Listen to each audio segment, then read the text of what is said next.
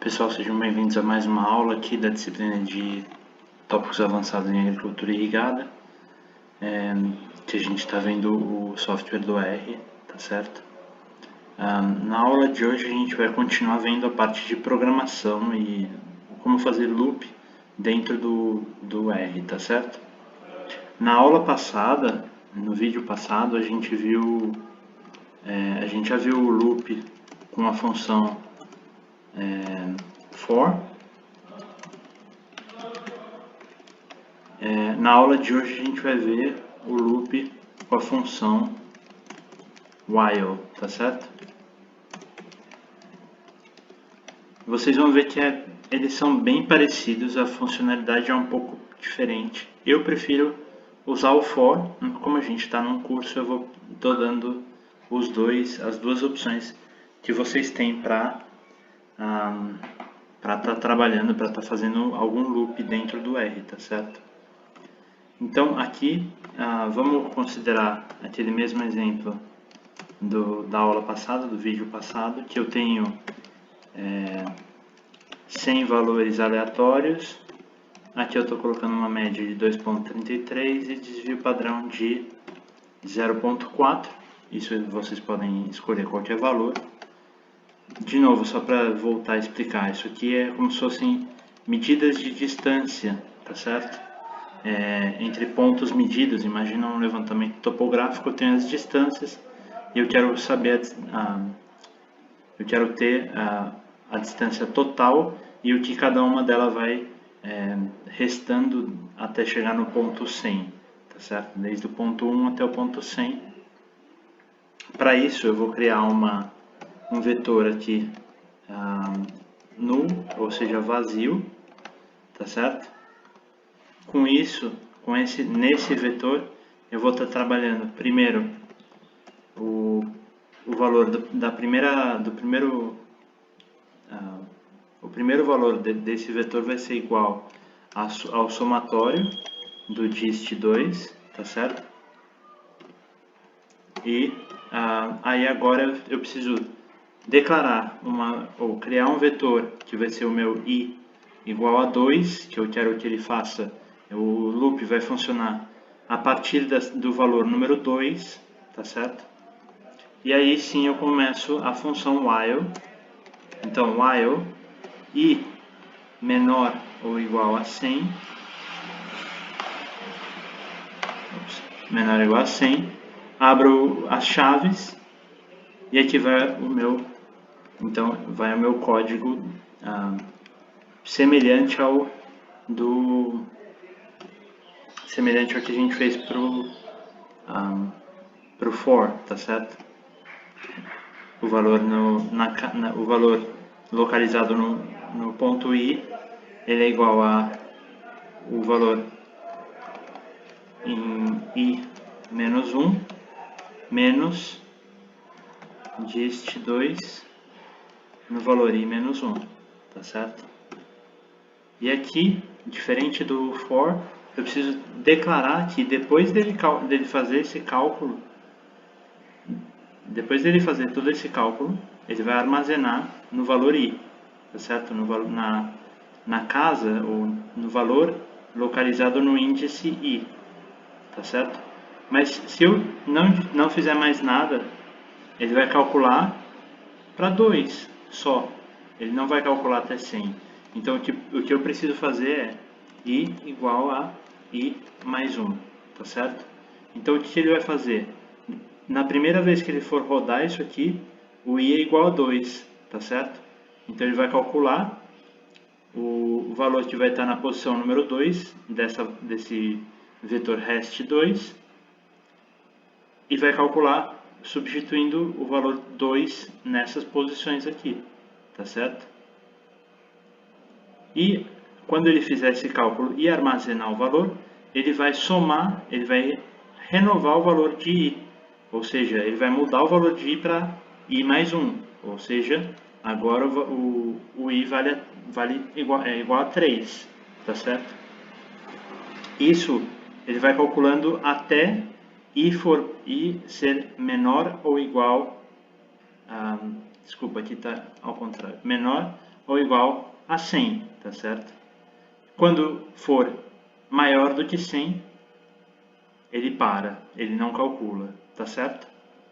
Ou seja, quando ele calcular o centésimo valor, o valor da casa 100 aqui, tá certo? O centésimo valor do vetor rest2, ele vai fazer i é igual a 100 mais 1, e na próxima vez que ele for calcular como i vai ser maior do que 100, ele já não calcula, tá certo? E ele já para o loop, esse é o ponto que ele para o loop, tá certo?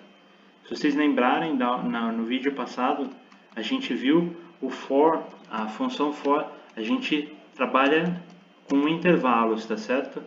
Por exemplo, a gente trabalhou de 2 a 100. Aqui a única diferença é que você não fala o valor inicial, você fala o limite superior, tá certo? É claro, eu poderia ter feito ao contrário, eu poderia ter começado com i igual a 100 e aqui fazer ao contrário, substituir, tá certo? Colocar 2, eu vou deixar original e vou fazer aqui da mesma maneira, tá? Eu vou calcular esse aqui só para vocês verem os resultados, tá certo?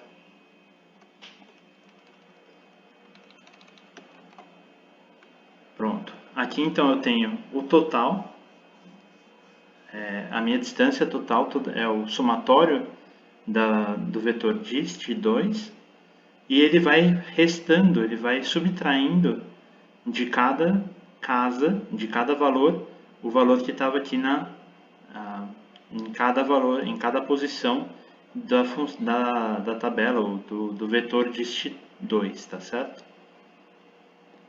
Bom, o que eu falei, eu poderia ter feito i igual a 100. Eu vou criar aqui um rest3, tá certo? Só para fazer o exemplo. Eu poderia ter dito que a posição 100, por exemplo, seria igual à soma do dist2, tá certo? Poderia começar aqui com 99 do valor de i, tá? E aqui eu teria que usar while i maior ou igual a 1,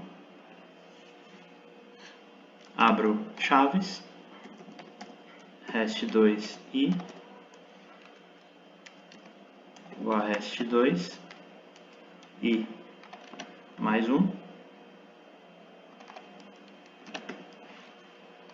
menos dist2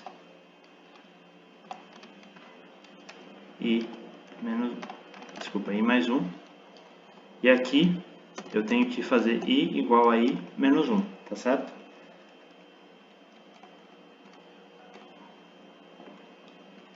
Desculpa, aqui eu tinha que ter posto rest3. Eu vou só rodar isso aqui para não dar confusão, tá certo? E aqui o rest3. Então eu tenho, tá certo? O rest3, ele está ao contrário, ele começou do 100, do 99, né? O valor de 100 eu já tinha definido. Ele foi de 99 até 1. No rest2, que a gente fez anteriormente, vocês viram que está exatamente ao contrário, tá certo? Do valor 1, que era o que eu estabeleci aqui como somatório do vetor dist2, até o final, até o valor, o último valor, o valor da célula do índice 100, tá certo? São maneiras diferentes de calcular mais ou menos a mesma coisa, só está alterando a ordem do cálculo, tá certo? De como calcula. Só para vocês entenderem a funcionalidade do while, tá certo? A gente poderia estar fazendo aquela mesma função para aqueles dados do multiplexador, de dados da TDR,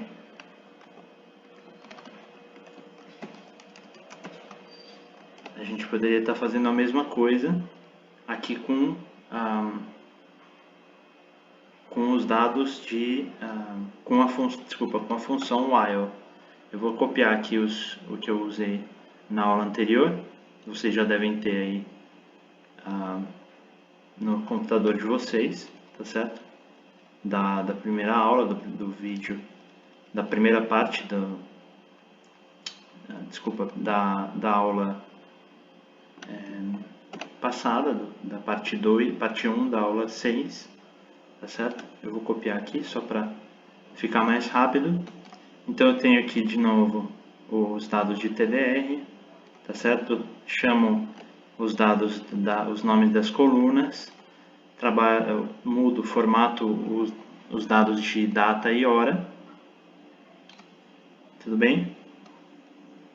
E faço o data frame TDR, e aqui que eu usei, ao invés de usar o for, agora eu vou estar usando a função while, tá certo? Aqui, da mesma maneira, eu tenho que definir primeiro uma lista, vocês devem lembrar disso. Tem que definir uma lista, primeiro vazia, depois tem que definir um valor inicial para i.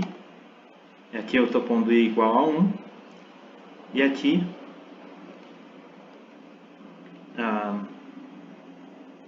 o while, a função while, tá certo? Enquanto i for menor ou igual a 8, tá certo?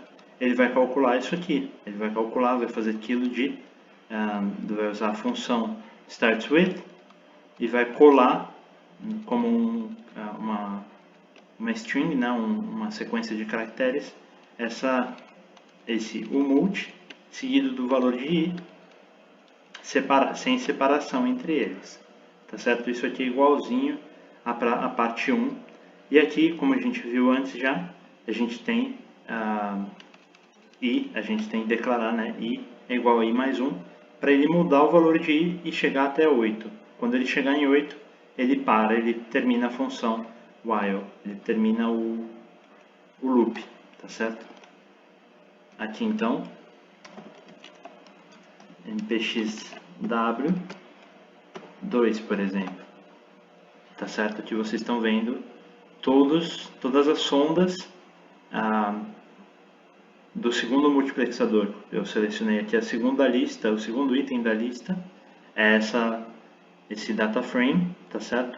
Com todos os valores das sondas do segundo multiplexador. Bom, já que a gente tem esses dados, eu quero dar mais um exemplo para vocês de como a gente pode estar utilizando essas funções em combinação. Bom, pessoal, aqui só para mostrar então a funcionalidade do uso múltiplo, uso conjunto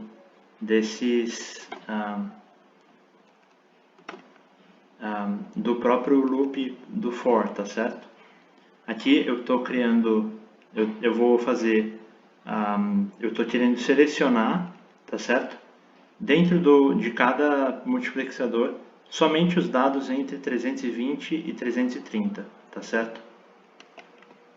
Para isso, eu vou estar criando 3 listas aqui vazias, tá certo? mpxf, mpxfinal e a, tudo isso como lista e vazio. Primeiro eu vou estar usando um for com i entre 1 e 8, tá certo? E é aquela mesma função, aquele mesmo código que a gente usou antes, com a função startsWith, ou select, e dentro de select startsWith, paste o multi e o valor de i de cada lista, certo? De 1 a 8. Depois que ele fizer isso, ele vai para outro for, para outro loop. Ele vai fazer k dentro de 320 e 330. E aqui ele vai criar uma lista, dentro da lista A, ele vai criar itens com índice k-319. Por que esse menos 319? Porque o k, se vocês estão vendo aqui, ele não começa em 1, ele começa em 320. Se eu deixasse aqui só o valor de K, essa lista teria 330 itens. E isso ocupa muito espaço na memória do R. Então, por isso que aqui eu estou colocando menos 319.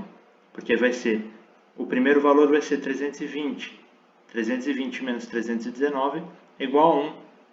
Então, essa lista acaba tendo só 10 valores. Tá certo? 10 itens, na verdade. E ele vai estar filtrando a lista MPXF de cada item dessa lista com relação à coluna dia quando ela é igual a K, ou seja, quando o dia for igual a 320 ou até 330, tá certo? Depois que eu faço isso, eu tenho que usar essa função aqui, tá certo? O que ela vai fazer? Dentro de cada lista, de cada item dessa lista MPX final, ela vai estar concatenando, juntando por linha as listas, vai estar transformando cada item da lista A em linhas de uma tabela, tá certo? Vocês estão lembrados aqui que a lista A vai ter 10 valores para cada multiplexador. Então, o que essa função aqui faz é força os itens da lista A como linhas da tabela, ou desse item da tabela da lista MPX final, tá certo? Se eu rodar isso aqui, então, vocês vão ver que a gente tem, tá certo? Só os valores aqui, eu selecionei o item 4 da lista MPX final, só os valores do multiplexador 4, do 4.1 a 4.8, e começando em 320, se a gente selecionar aqui MPX, o tail da MPX final 4, vocês vão ver que ele vai até 330, tá certo? Que era o que a gente tinha selecionado aqui para os valores de K, tudo bem? Bom, pessoal, esse é o conteúdo todo da aula de hoje. Até mais!